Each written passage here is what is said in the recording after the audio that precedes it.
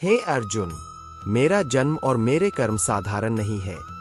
मैं तुम्हारी भांति कर्मों के बंधन में बंधकर जन्म नहीं लेता। जब मैं इस पृथ्वी पर अवतरित होता हूँ तो वह केवल धर्म की स्थापना और जीवों के कल्याण के लिए होता है।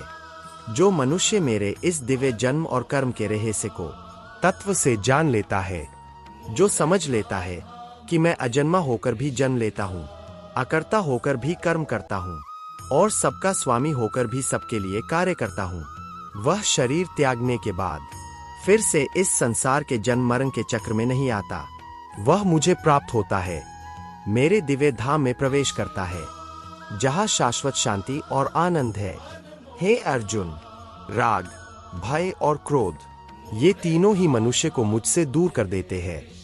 राग उसे आसक्ति में बांधता है, भय उसे दुर्बल बनाता है और क्रोध उसकी बुद्धि को नष्ट कर देता है।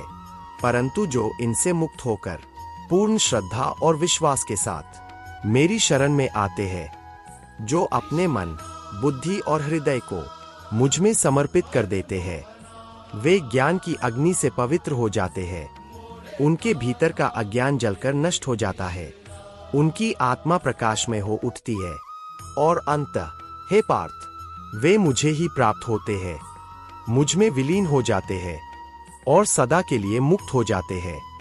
यही मेरे दिव्य जन्म और कर्म का रहस्य है।